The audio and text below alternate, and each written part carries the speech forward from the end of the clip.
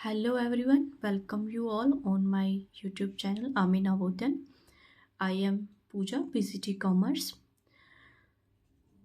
आज मैं आपसे एक बहुत ही इम्पोर्टेंट मुद्दे पे बात करना चाहती हूँ क्योंकि मेरे पास ना लगातार एक ही क्वेश्चन बार बार घूम के आ रहा है, चाहे वो हमारा जो एनवीएस ग्रुप है उसमें आ रहा है या फिर मेरे जो यूट्यूब की वीडियोस हैं उन पे भी एक ही क्वेश्चन कमेंट में आ रहा है कि मैम वेटिंग लिस्ट कब आएगी।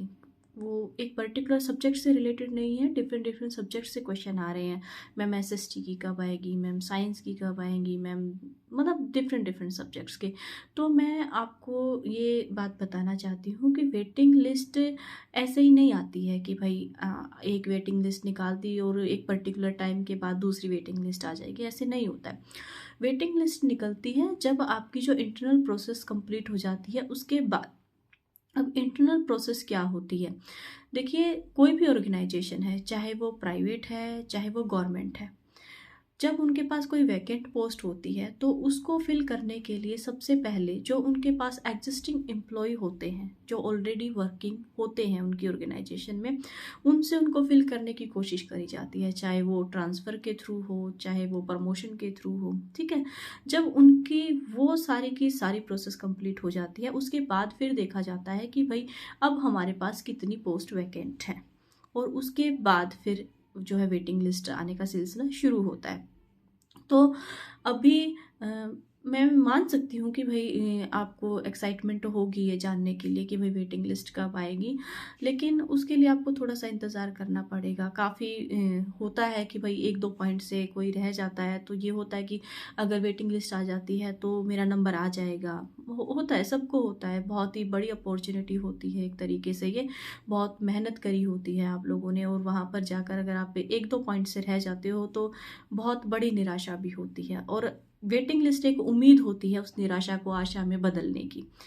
तो उसके हिसाब से मैं अभी आपको वही बता सकती हूँ कि भाई वेटिंग लिस्ट अभी नहीं आने की कोई संभावना दिख रही। क्यों नहीं दिख रही है उसका रीज़न भी मैं आपको बताऊंगी।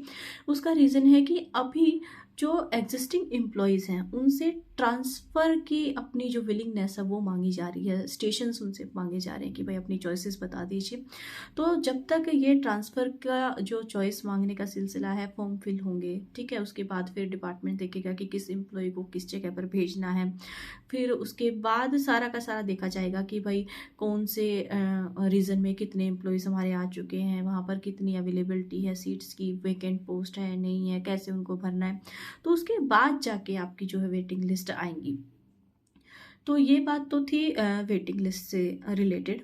दूसरी बात मैं आपको ये बताना चाहती हूँ कि जैसे वेटिंग लिस्ट और कैसे आ सकती है, मतलब आएगी, पॉसिबिलिटी है कि वेटिंग लिस्ट आएगी, लेकिन उसका एक और पॉइंट है कि वेटिंग लिस्ट डिले क्यों होती है।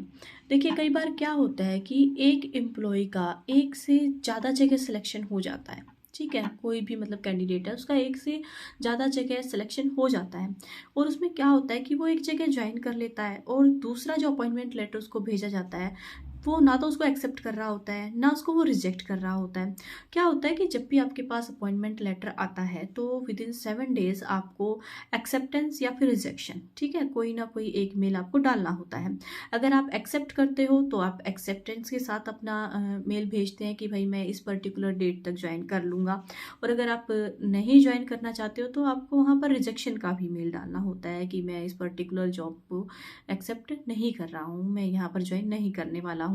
तो कई बार क्या होता है कि अगर कैंडिडेट का एक से ज़्यादा पोस्ट पे सिलेक्शन हो जाता है, मान लो कोई एनवीएस में ही है, मान के चलो उसने टीजीटी और पीजीटी दोनों के लिए अप्लाई किया था, उसका पीजीटी में हो गया है, ठीक है, टीजीटी मतलब दोनों में हो गया, टीजीटी में भी हो गया पीजीटी में भी हो गया, उसने पीजीटी पे सिलेक्ट ज्वाइन कर लिया है, लेकिन टीजीटी का अब मान लो बाद में उसके पास जा रहा है तो उसने नहीं किया, अब वो ना तो उसका रिस्पॉन्स दे रहा है। तो इस तरीके से क्या होता है, टीजीटी पीजीटी का वैसे तो एनवीएस ने पहले ये कर लिया था कि अगर कोई ऐसा एम्प्लॉई है कि भाई उसका टीजीटी और पीजीटी दोनों में हो रहा है, या फिर जैसे स्पेशल रिक्रूटमेंट और डायरेक्ट रिक्रूटमेंट दोनों दो होती हैं हमारी, तो अगर स्पेशल रीजन में भी आपका हो रहा है और जो डायरेक्ट रिक्रूटमेंट वाला भी है उसमें भी हो रहा है, तो पहले ही उनसे चॉइसेस मांग ली गई थी कि भाई आप बता दीजिए आप कहाँ पर ज्वाइन करना चाहते हैं।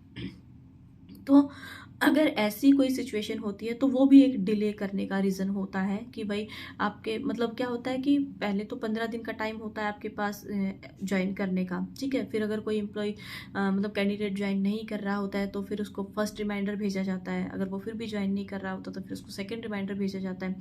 तो इस तरीके से लगभग 1-1.5 महीने का जो टाइम है वो निकल जाता है। तो इस वजह से भी आपकी वेटिंग लिस्ट जो है वो डिले होती है, ठीक है। तो बस इसके रिगार्डिंग यही जानकारी थी कि भाई वेटिंग लिस्ट के लिए आप थोड़ा सा अपना धैर्य बना के रखें, आएगी ज़रूर, लेकिन ऐसा नहीं है कि वो मैं आपको कह दूँ कि with in 7 days with in 10 days आने वाली है, तो अभी ऐसी पॉसिबिलिटी नहीं दिख रही है। हाँ, जैसे ही आती है आपको अपडेट ज़रूर दी जाएगी, ठीक है। तो thank you for watching and ऐसे ही जुड़े रहिएगा, आपके जो भी सवाल हैं पूछते रहिएगा, जितना मेरी बेस्ट नॉलेज के हिसाब से होगा मैं आपको आंसर उसके देती रहूँगी। Thank you so much, good night.